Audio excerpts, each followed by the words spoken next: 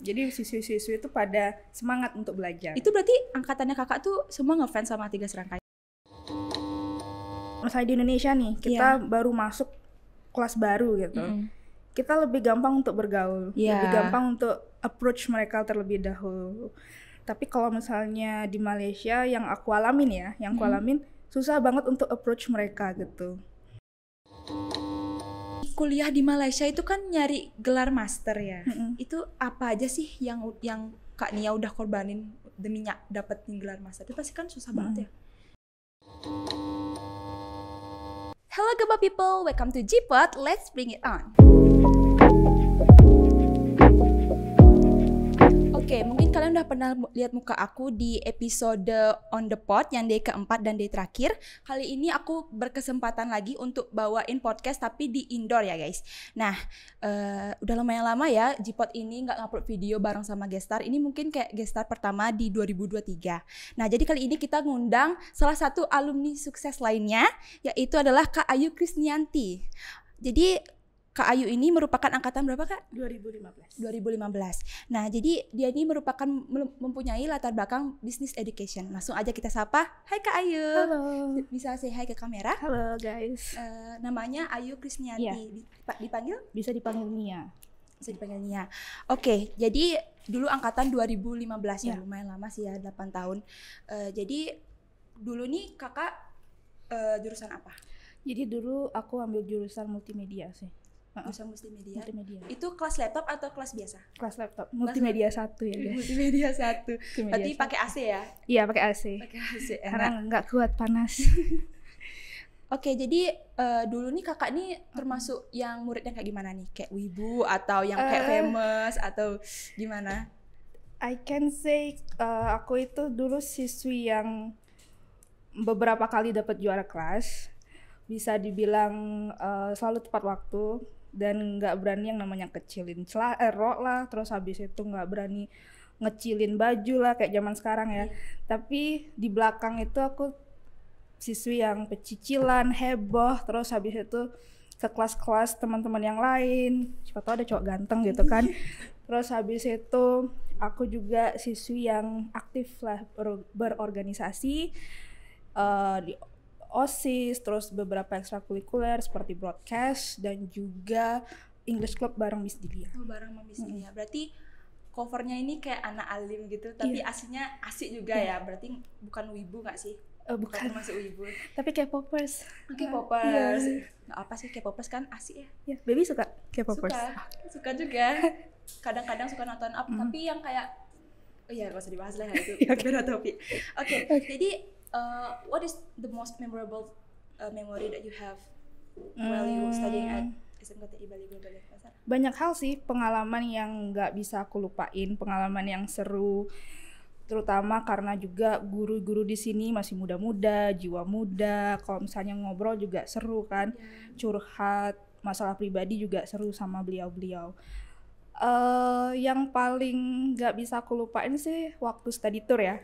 Jadi study tour we travel to Jawa Timur, terus Yogyakarta, we spend about 7 days. Terus juga we visited tourist places of course. Dan satu hal yang aku realize itu setiap study tour horror story itu nggak pernah absen. Ya kan, pasti aja ada horror story. Dan juga setiap malam itu teman-teman pada iseng nelpon ke nomor kamar ini, terus habis itu pura-pura jadi hantu. Terus juga musik dangdut itu nggak pernah absen. Selama perjalanan selalu aja ada musik dangdut. Teman-teman pada karaokean lah, terus pada joget-joget kayak gitu. Jadi nggak bisa dilupain sih itu. Kalau memori yang bad gitu ada nggak mungkin? Enggak sih, nggak ada ya, semua asik-asik ya, dijalanin dengan enjoy. Apalagi teman-temannya juga baik-baik, asik-asik, gurunya asik-asik, jadi enjoy. Terus guru favorit ada nggak nih guru favorit? Guru favorit ada sih, ada. Tiga serangkai. Lelaki tampan ya, Pak Sudarso, Pak Sujana dan juga Pak Puji, karena pada zamannya beliau-beliau inilah yang masih muda-muda, terus masih fresh juga kan. Dan tampan-tampan dan gagah-gagah ya. Jadi siswi-siswi itu pada semangat untuk belajar. Itu berarti angkatannya kakak tuh semua ngefans sama Tiga Serangkai itu? Semua Jadi semangat kalau misalnya ada mata pelajaran yang kayak teknik pengambilan gambar yang kayak gitu, semangat dah. Tapi bukannya di 3 serangka itu galak-galak gak sih Kak? Oh dulu enggak ya? Dulu enggak. Kurang tahu kalau sekarang. Oh enggak salah. Kurang tahu kalau sekarang. Kalau mata pelajaran favorit itu apa? Semua mata pelajaran yang diajar oleh 3 serangka ini. Berarti selain itu nggak suka? Nggak suka. Cuma suka yang Iya. diajarin aja sama mereka. Betul. Ya sih, kalau misalnya gurunya asik dan tampan jadinya Semangat ya. semangat belajar. Ada semangat hidup untuk Iya, ada menjalani kisah hari-hari di ini. TI. Iya. So jadi setelah lulus tahun 2015, Kak Nia itu lanjut ke pendidikan di mana? Jadi setelah lulus SMK itu aku lanjut di Stikom Bali ambil international program. Jadi dulu waktu SMK aku itu selalu punya cita-cita untuk kuliah di luar negeri, kayak pingin ngerasain gimana sih tinggal di luar negeri, sekolah di luar negeri, terus juga kerja di luar negeri itu seperti apa gitu. Karena lihat dari sosial media seru-seru banget ya orang-orang tinggal di luar negeri gitu. Tapi my parents said, oh you cannot go. Akhirnya akhirnya decided untuk kuliah di Stikom, ambil international programnya. Berarti programnya tuh masih di Stikom tapi ngambil dari internasional program di Malaysia. Jadi itu franchise program. Jadi seluruh mahasiswa yang ambil international program itu kita belajar all the subjects based on 2 curriculums. The first curriculum from Stikom Bali and the second from Malaysia. Ke Malaysia. Berarti tapi kuliahnya masih di Bali, ya. Tapi kan Kak Nia juga sempat kuliah langsung ke Malaysianya kan. Yeah. Itu kenapa sih milih kuliah di Malaysia? Kenapa enggak? Kan orang-orang biasanya di Amerika, di Inggris, di Australia. Kenapa Kak Nia milihnya di Malaysia?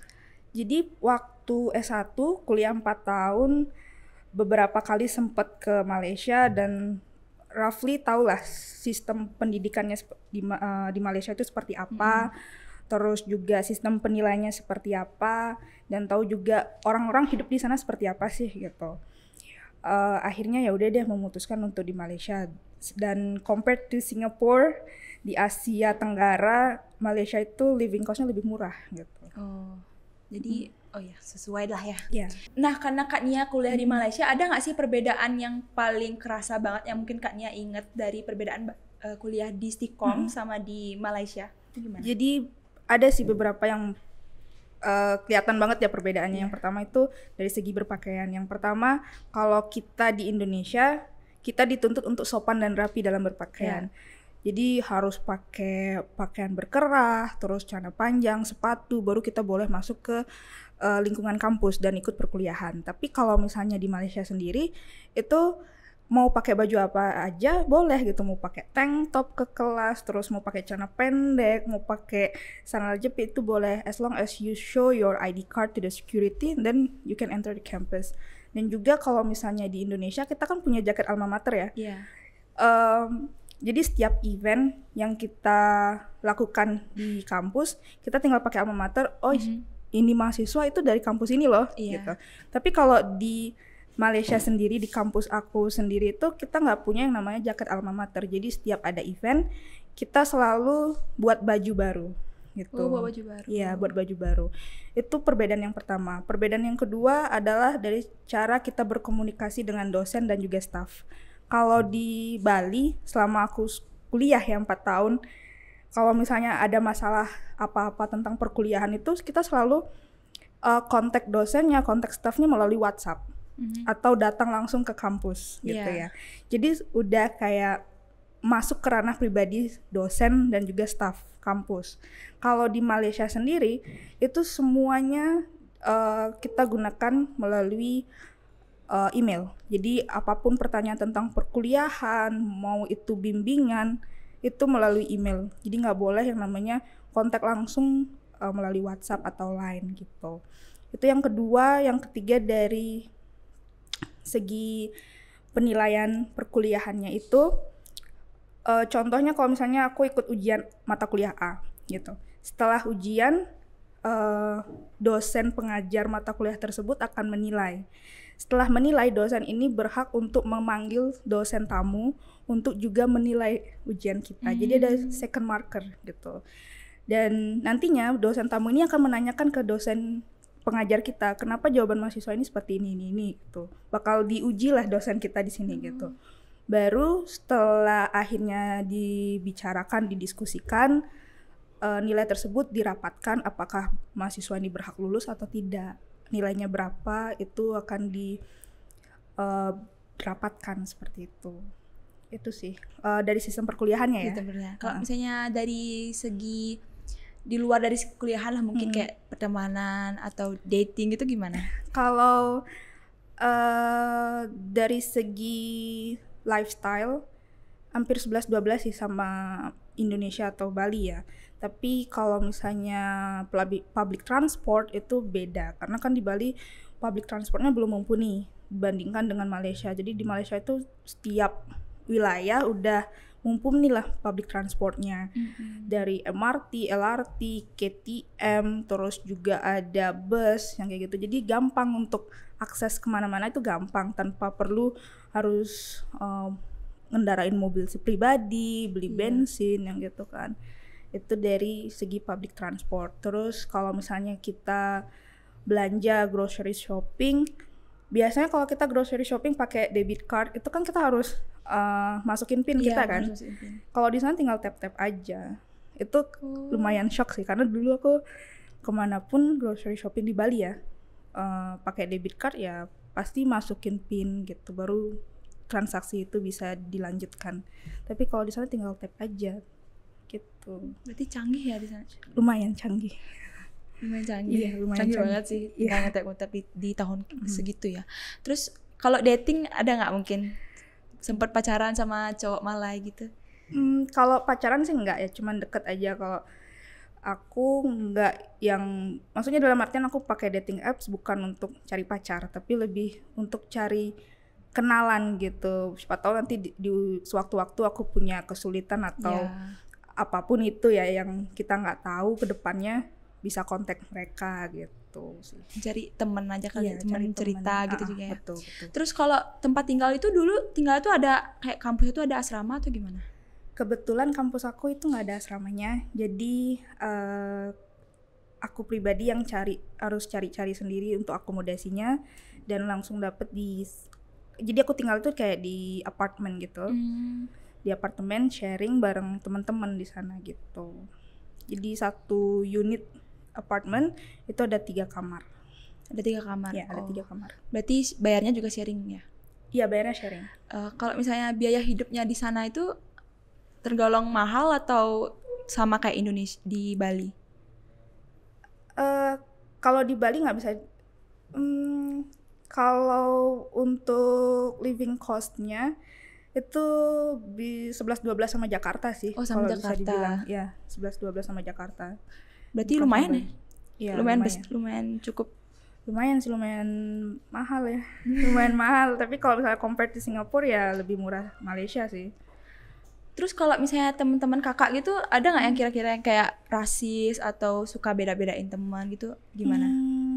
Nggak ada sih, nggak ada. Tapi memang kalau misalnya di Indonesia nih kita baru masuk kelas baru gitu, kita lebih gampang untuk bergaul, lebih gampang untuk approach mereka terlebih dahulu. Tapi kalau misalnya di Malaysia yang aku alamin susah banget untuk approach mereka gitu. Sebelum group assignment, misalnya baru dimasuk gitu kan, susah banget untuk approach, tapi sesudah ada group assignment baru bisa kayak membaur gitu. Oh berarti kalau misalnya di Indonesia kan kayak misalnya kita baru masuk tuh pasti kan hai sama kenalan. Kalau di sana tuh enggak ada yang kayak gitu. Berarti diam-diaman aja gitu. Diam-diaman aja. Kalau nggak ada kayak grup assignment kayak grup assignment tuh kayak kerja kelompok itu kan, berarti nggak ada komunikasi sama sekali. Komunikasi. Oh, berarti mandiri mereka ya? Iya, individualnya ya lumayan lah gitu. Berarti dulu Kak Nia tuh kayak kalau misalnya kayak main gitu sama temen-temen kampus atau ada temen di luar juga? Waktu itu memaksakan diri untuk approach mereka duluan ya. Jadi ada satu perempuan dulu di kelas, aku mulai yang approach mereka, perempuan ini gitu, teman aku ini gitu, untuk ya at least punya satu teman lah dalam satu kelas gitu. Oh, at least ada lah ya. Iya, at least ada. Tapi mereka kayak kalau misalnya kita kayak so asik gitu, mereka gimana? Kayak apa sih kayak gitu? Apa mereka welcome juga? Aku tipenya yang nggak pedulian sih. Yang penting punya teman aja untuk diajak pergi gitu kan. Kalau misalnya nggak ada teman, bosan juga ya di rumah gitu misalnya. Terus waktunya libur kita sendirian di rumah buat apa gitu. Oh gitu. Berarti agak kita yang harus yang giniin dia ya, mereka ya. Oke. Selain itu mungkin ada nggak pengalaman culture shock gitu masuk ke Malaysia? Yang benar-benar kayak beda banget loh kayak di Bali loh, kayak mungkin bad memories gitu, ada nggak? Ada sih, ada waktu kuliah sih. Jadi assignment-nya itu benar-benar bejibun gitu ya. Kalau misalnya ada 2 assignment nih, satu assignment yang kita nggak submit langsung fail mata kuliah tersebut. Oh gitu. Kalau di sini kan enggak ya, jadi masih dikasih keringanan oleh dosen pengajar. Oh ya udah nih, mahasiswa ini rajin loh datang ke kelas, rajin menjawab pertanyaan, ujian juga dia jawab gitu. Masih dikasih lah nilai at least 70. Tapi kalau di sana ada 2 assignment misalnya, satu assignment enggak kita kumpulkan, itu langsung fail. Oh gitu, berarti lumayan disiplin banget ya? Ya lebih strict sih, lebih strict. Terus juga nih aku kepo nih, kalau di Malaysia itu makanan yang biasa mereka makan tuh gimana? Makanan kesukaannya Kak Nia deh. Makanan kesukaanku lebih ke Chinese foodnya, lebih ke masakan Penang. Jadi Penang laksa, terus juga ada Chicong Fan, terus Char Kway Teow yang kayak gitu sih. Kalau nasi lemak sendiri. Nasi lemak tuh kan makanan kayak khasnya tuh. Iya. Kayak di Upin kok banyak nasi lemak gitu. Itu sebenarnya apa? Suka. Itu nasi uduk kan? Iya, nasi uduk. Berarti kan dia nggak suka nasi uduk? Enggak. Aku bakal picky kalau misalnya harus beli nasi uduk ya, atau nasi lemak. Aku picky banget orangnya, dan aku juga nggak suka yang nasi yang terlalu beraroma kelapa kayak gitu. itu kan pakai santan ya, santan.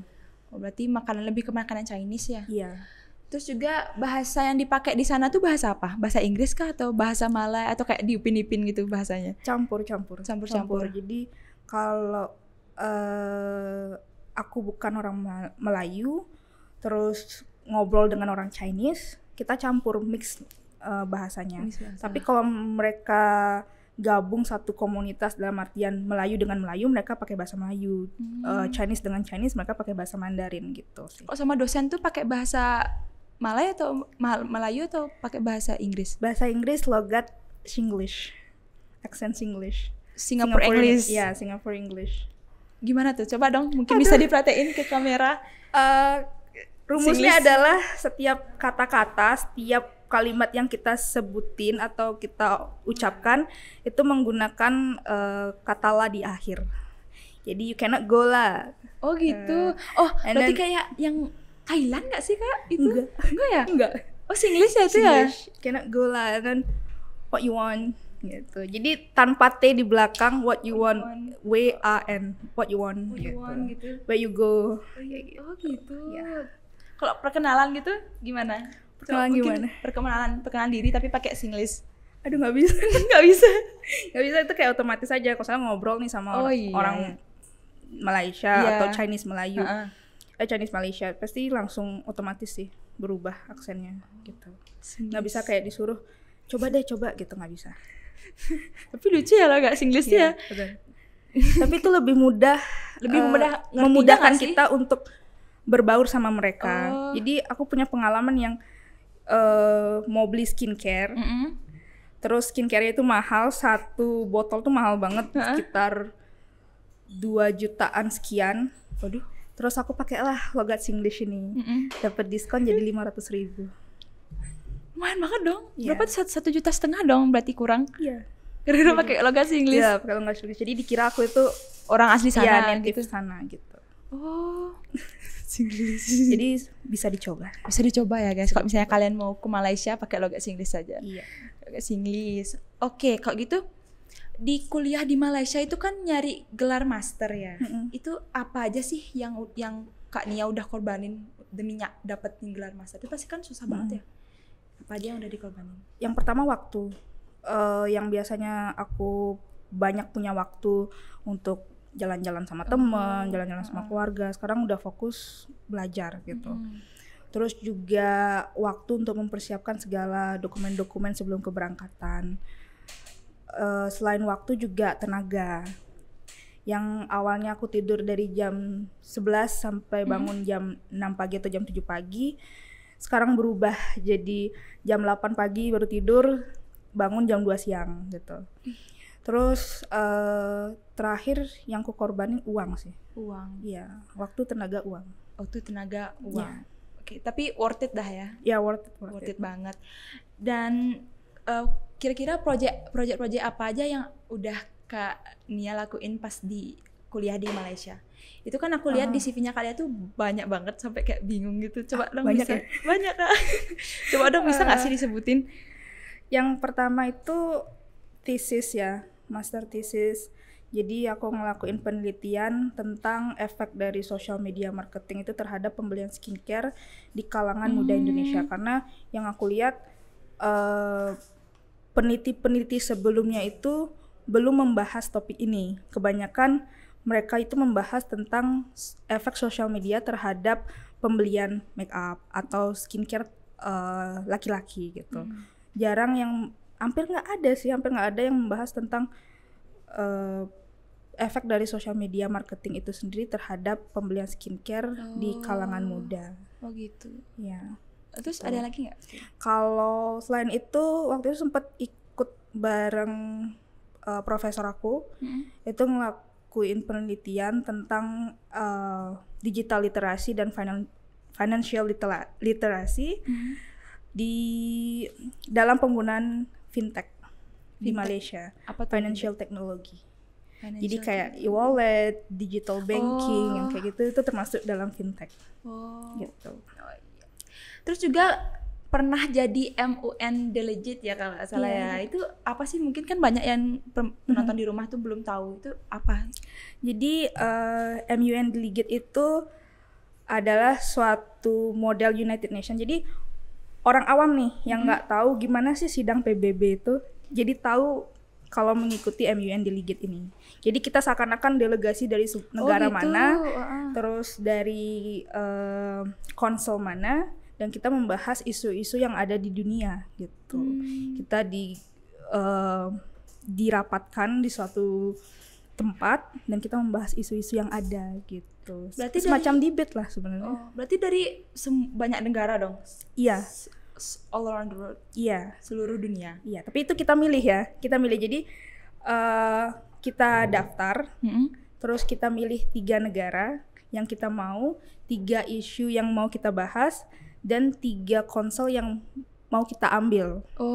Terus setelah itu waktu pendaftaran itu kita disuruh membuat essay dan juga beberapa pertanyaan yang kita harus jawab. Nah, selang beberapa hari baru kita nerima semacam LOA, Letter of Acceptance. Di sana kita tahu kita ditunjuknya kemana. Mau kayak contoh nih, waktu dulu aku dapat di ILO, terus delegasi dari negara Vietnam. Jadi aku membahas isu-isu yang berhubungan tentang ketenaga kerjaan di dunia. Tentang ketenaga kerjaan aja. Iya. Contohnya kayak isu gimana itu? Kayak labor forces yang kayak gitu. Yang kayak gitu. Iya. Berarti sama nggak yang kayak seluruh kita milih ya? Betul? Enggak, kayak human trafficking yang kayak gitu. Kan itu jatuhnya udah ke ILO ya. Berarti ini banyak banget ya prestasinya ya. Coba deh kita ulang lagi. Kalau di TI dulu kayak juara umum gitu sempat dapat beberapa kali. Terus juga prestasi-prestasi di luar. Berarti jarang kalau misalnya waktu dulu SMK ya, waktu SMK aku jarang ikut lomba-lomba, itu jarang sih. Lebih fokus ke organisasi-organisasi yang ada di sekolah. Terus kalau misalnya waktu kuliah S1 itu memang memutuskan untuk nggak aktif. Karena kenapa? Karena udah berat nih di kuliah, 2 kurikulum aja udah berat banget gitu. Kalau misalnya nggak submit 1 assignment udah langsung fail kan gitu. Jadi lebih fokus ke kuliah itu sendiri. Kalau S2 itu beberapa sih ikut kayak seminar-seminar aja sih sebenarnya. Seminar-seminar. Tapi kan proyeknya banyak banget Kak. Project dan ya itu. Banyak pengalamannya berarti Kak. Lumayan. Banyak. Terus juga gelar master juga itu. It's very great. Dan juga sekarang tuh kesibukannya apa? Kesibukannya kemarin-kemarin mencari setelah balik dari Malaysia, kerja jadi administrator di international programs di Kombali, dan juga in the meantime I'm also working for my professor in Malaysia as his assistant. Wih. Tapi dalam bidang editing jurnal ya. Oh, editing Jadi jurnal. whenever he wants to publish his article, aku yang punya tanggung jawab untuk edit artikel tersebut sebelum aku publish ke index jurnal gitu. Jadi aku harus make sure the similarity indeksnya itu less than 20%. Gitu. Berarti kesibukannya Dua itu aja. Dua itu aja. Lumayan sibuk sih itu. Terus mungkin what do you want to tell to the global people at home that are watching our video now sebagai seseorang alumni SMKTI Bali Global Denpasar yang sukses ya, sudah duduk sama aku di sini. Ada nggak kata-kata yang pengen dikasih tahu ke mereka? Jadilah orang yang kalian mau, dalam artian kalian mau jadi programmer, gapailah cita-cita tersebut walaupun harus melewati beberapa rintangan. Dan juga jangan hanya work hard tapi work smart untuk menggapai cita-cita tersebut, karena banyak orang yang work hard tapi mereka lupa untuk kerja pintar. Terus mungkin ada kata-kata mungkin untuk 3 serangkai favorit. Semangat Pak. Semangat Pak. Itu aja sih, semangat. Itu aja. Pak. Iya. Mungkin ada kata-kata terima kasih untuk SMK School. Oke. Huge thank untuk SMKTI Bali Global Denpasar.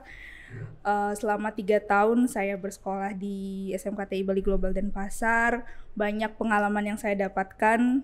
Saya nggak mungkin bisa menjadi seperti sekarang kalau misalnya saya nggak sekolah di SMKTI Bali Global Denpasar gitu. Jadi banyak pelajaran, ilmu-ilmu yang saya dapatkan selama saya sekolah di SMKTI Bali Global Denpasar, terus juga menambah skill saya dalam videografi, fotografi, dan juga tentang IT. Oke. Well, global people, itu aja kali ini bincang-bincang kita bareng sama Kak Nia. Don't forget to like, comment, and subscribe, dan juga jangan lupa follow Instagram kita @globalitypodcast. See you on the next episode. Let's bring it on.